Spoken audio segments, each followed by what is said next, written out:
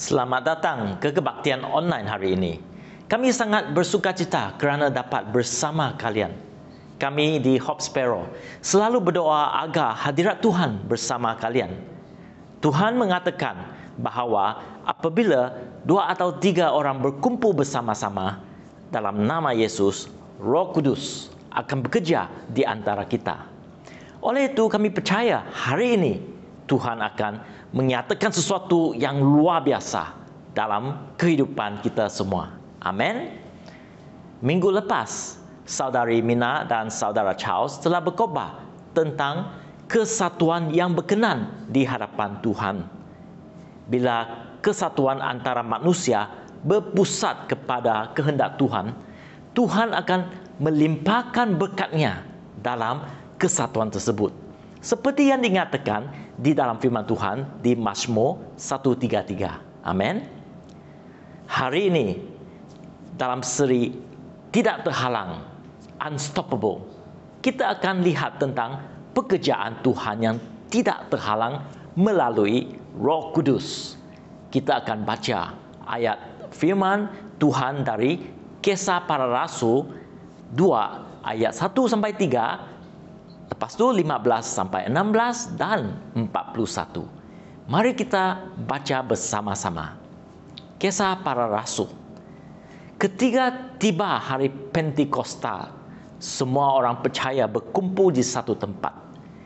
Tiba-tiba turunnya dari langit suatu bunyi seperti tiupan angin keras yang memenuhi seluruh rumah di mana mereka duduk.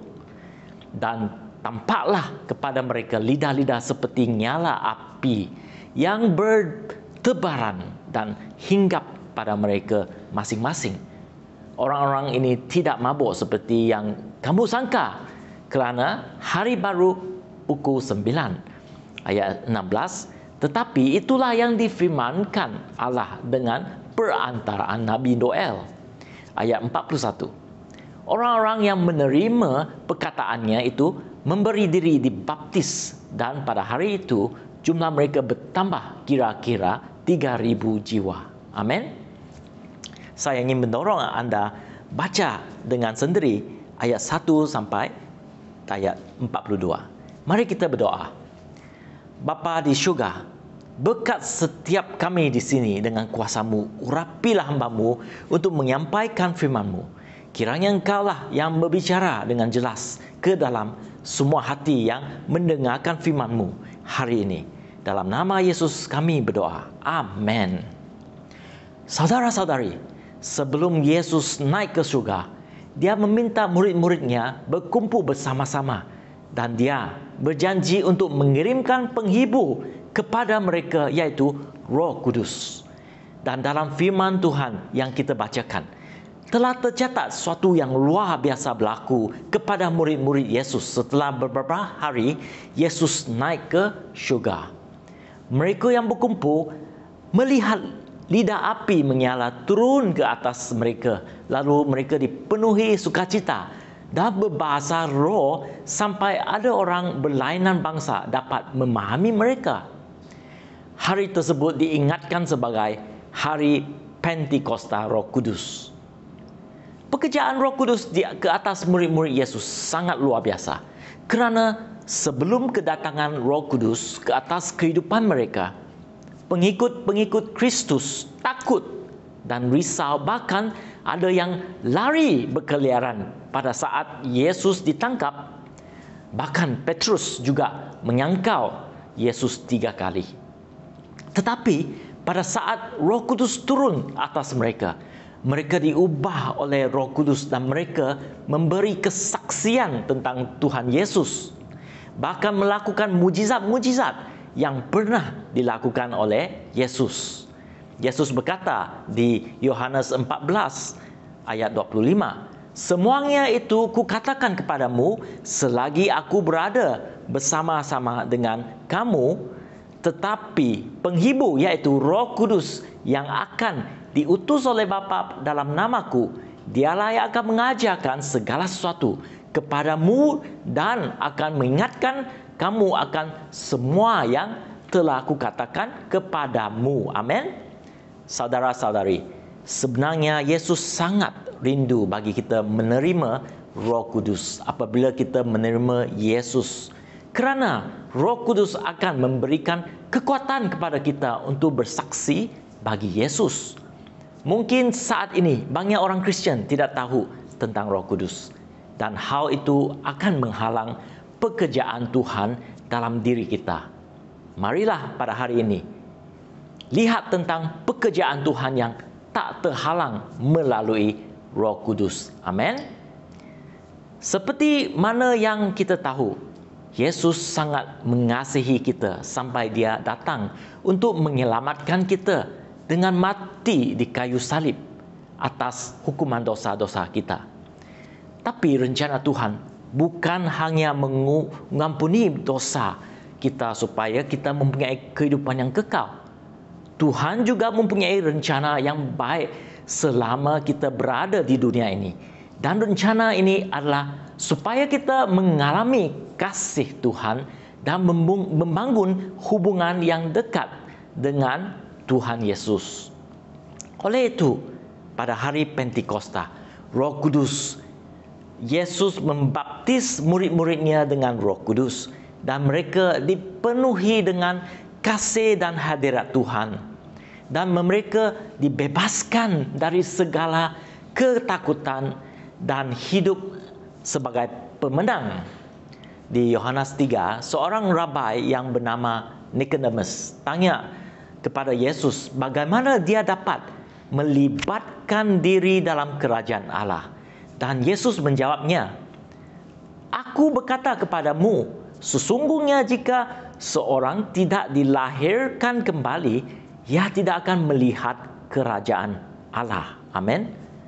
Walaupun rabai tersebut mengenal Tuhan secara keagamaan, tetapi rabai tersebut masih belum mengalami kasih Tuhan dalam kehidupannya. Oleh itu, dia rindu melihat kerajaan Tuhan terjadi di hidupnya. Yesus berkata kepada rabai itu, dia harus dilahirkan kembali. Seorang Kristian walaupun mengenal Tuhan, belum pasti dia juga mengenal kasih Tuhan dalam kehidupannya. Oleh itu, dia harus dilahirkan kembali untuk membolehkan dia hidup dalam kerajaan Tuhan dan mengalami kehidupan yang penuh kasih Tuhan di dunia. Saya sebenarnya dibesarkan dalam keluarga Kristian, tetapi pada saat itu saya hanya mengenal Yesus secara luaran saya dan tidak tahu tentang Roh Kudus. Dan saat itu kehidupan saya serupa orang duniawi. Tapi apabila saya datang ke gereja pengharapan, saya menerima pembaptisan Roh Kudus. Dan pada waktu saya menerima Roh Kudus, saya dapat merasakan kasih Tuhan yang begitu besar. Dan saya rindu melibatkan diri dalam melayani Tuhan. Sememangnya saya masih mempunyai banyak kelemahan dalam diri saya, tetapi selangkah demi selangkah Roh Kudus membebaskan saya dari kelemahan tersebut supaya saya dapat melayani sepenuhnya dalam kerajaan Tuhan. Dan pada hari ini saya sangat bersyukur atas kasih karunia Tuhan yang tak terhalang dalam hidup saya, seperti yang disebutkan oleh Rasul Paulus di Roma ayat 28 bab 8. Dia mengatakan, Allah turut bekerja dalam segala sesuatu untuk mendatangkan kebaikan bagi mereka yang mengasihi Dia, yaitu bagi mereka yang terpanggil sesuai dengan rencana Allah. Amin. Saudara-saudari, dalam rencana Tuhan, Tuhan juga inginkan kita memiliki Roh Kudus. Kerana Roh Kudus ada kuasa kebangkitan Yesus Kristus yang tak terhalang. Untuk kita ketahui lebih lagi, saya ingin menjemput saudara Serit untuk menyampaikan poin yang kedua. Silakan Brother Serit. Terima kasih Saudara Daniel. Shalom kepada semua yang mengikuti kebaktian kita pada hari ini. Saya akan meneruskan untuk poin yang kedua, yaitu kuasa kebangkitan Yesus Kristus yang tak terhalang. Ada kuasa kebangkitan Kristus yang tak terhalang melalui Roh Kudus. Kerana Roh Kudus adalah bukti kebangkitan Yesus Kristus. Roh Kudus dapat menolong kita menyadari betapa besarnya kuasa kebangkitan Kristus dalam hidup kita, di mana ianya membangkitkan kita untuk menjadi berani, membangkitkan kita untuk menjadi pemenang, membangkitkan kita menjadi garam dan terang dunia, dan juga membangkitkan kita untuk menggenapi amanat agung. Saudara dan saudari, untuk mengetahui lebih lanjut lagi tentang kebangkitan Yesus dan kuasa Roh Kudus yang juga ada di dalam diri kita yang percaya akan Dia, mari kita semak Roma 8 ayat 10. Nas kitab suci mengatakan di dalam Roma 8 ayat 10, tetapi jika Kristus ada di dalam kamu, maka tubuh memang mati kerana dosa, tetapi roh adalah kehidupan oleh kerana kebenaran. Dan jika roh Dia yang telah membangkitkan Yesus dari antara orang mati diam di dalam kamu, maka Ia yang akan membangkitkan Kristus dari antara orang mati akan menghidupkan juga tubuhmu yang fana oleh rohnya yang diam di dalam kamu. Saudara dan saudari, saya ingin mengungsikan sedikit kesaksian tentang Roh Kudus yang bekerja secara nyata dan luar biasa di dalam kehidupan saya. Suatu ketika saya pernah didatangi jiran. Saya masih ingat pada masa itu kira-kira jam 10 malam. Seseorang datang mengetuk pintu rumah kami.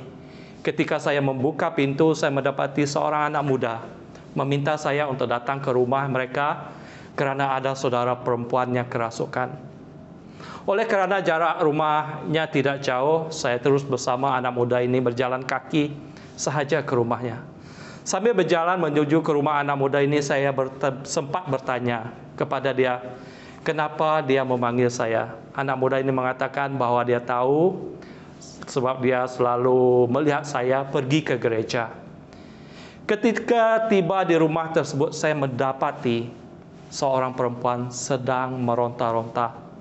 Menurut orang yang di dalam rumah tersebut, kejadian ini telah berlangsung sudah beberapa lama. Ketika saya melihat keadaan seperti ini, saya bertanya kepada Tuhan di dalam hati, Tuhan, apakah yang harus saya lakukan? Saudara dan saudari, saya mendengar suara yang jelas berkata di telinga saya, usirlah roh jahat itu dengan keras di dalam nama Yesus. Dan saya lakukan seperti itu. Puji Tuhan, perempuan itu sembuh dari kerasukan. Saudara dan saudari, saya ingin menegaskan sekali lagi, kuasa Roh Kudus yang ada di dalam Yesus ada juga di dalam kita. Amin. Pada hari ini, saudara dan saudari, mungkin Anda berada dalam keadaan yang agak mencabar dan tidak ada orang yang dapat menolong atau tidak tahu bagaimana untuk menolong. Tetapi saya ingin Anda berharap kepada Tuhan. Saya yakin pada saat ini, Tuhan ingin Anda tahu ada kuasa kebangkitan dalam Roh Kudus. Roh Kudus adalah jawaban bagi kita semua. Kerana Roh Kudus dapat membangkitkan kita dari kekalahan. Roh Kudus dapat mematahkan segala cabaran yang kita hadapi. Roh Kudus dapat membantu kita ketika kita lemah dan menjadi kuat. Roh Kudus dapat memulihkan kita dari apa yang telah dirampas dan telah hilang. Amen. Jangan kita berputus asa. Tuhan tetap ingin bekerja di dalam kehidupan Anda melalui Roh Kudus. Oleh itu, saudara-saudari, saya ingin kembalikan kepada saudara Daniel untuk sampaikan poin yang seterusnya, yaitu pekerjaan Tuhan melalui Roh Kudus. Terima kasih, saudara Serit. Saya sangat terdorong dari perkongsian dan kesaksian Anda.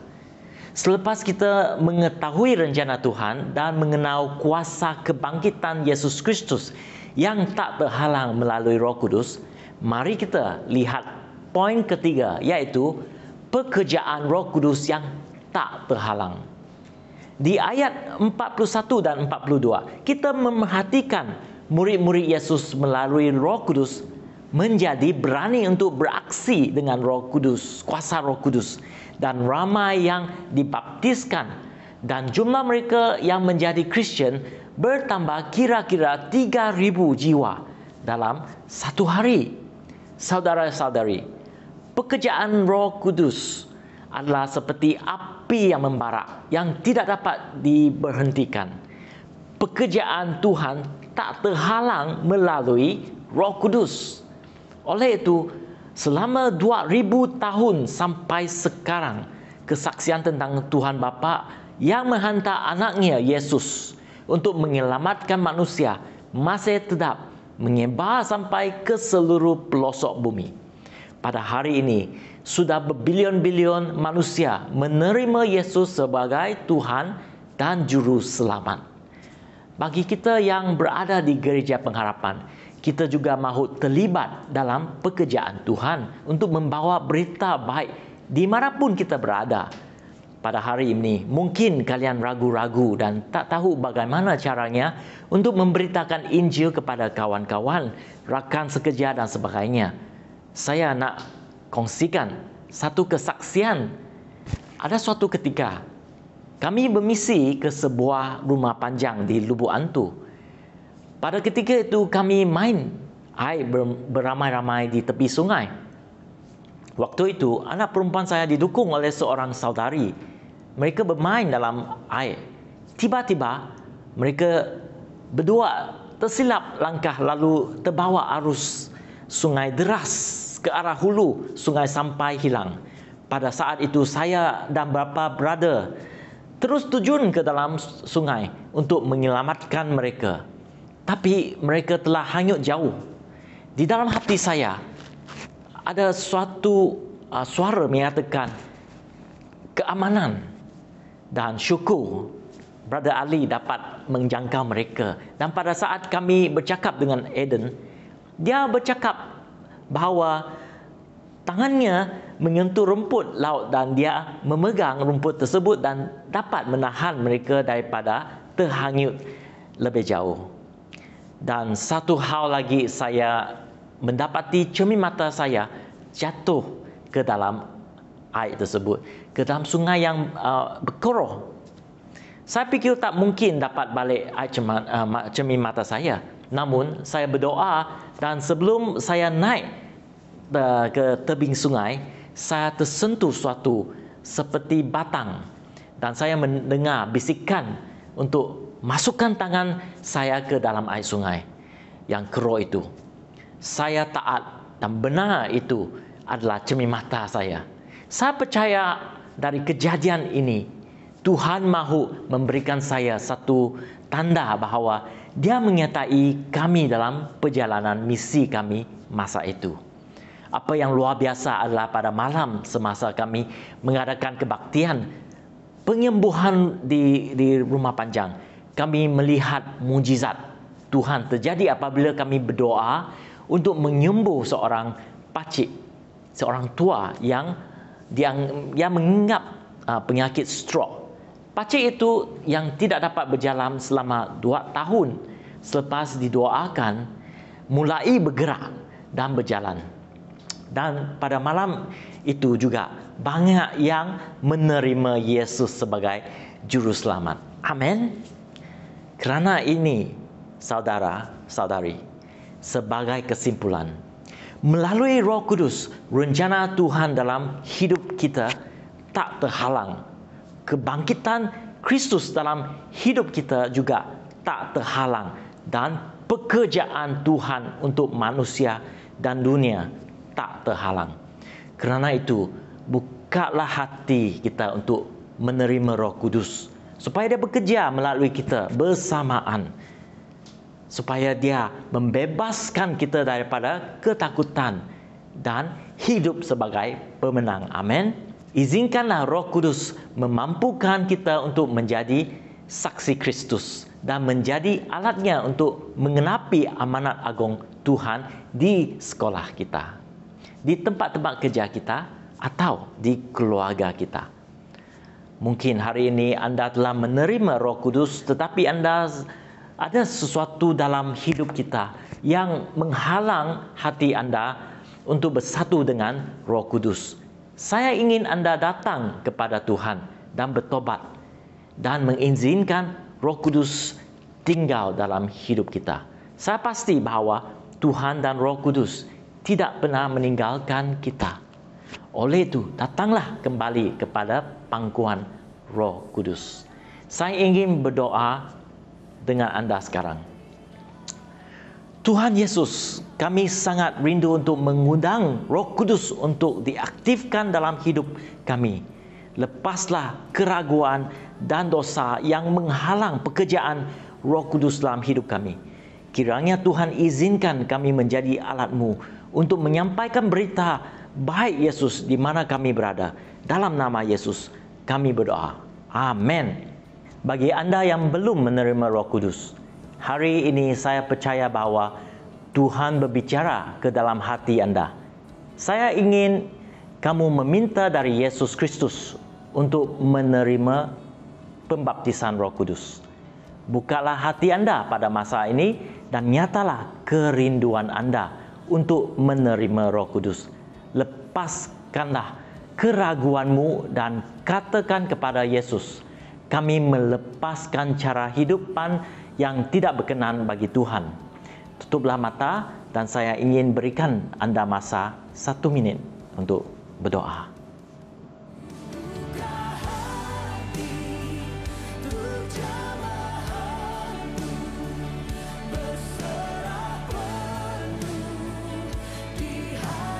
Tuhan Yesus, saat ini saya berdoa bagi mereka yang mahu menerima Roh Kudus dimanapun mereka berada.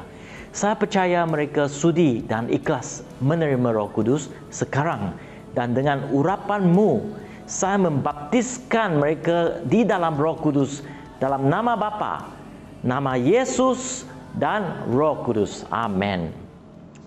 Saudara-saudari, kalau kamu telah berdoa untuk menerima Roh Kudus, saya ingin anda yakin anda telah menerima Roh Kudus.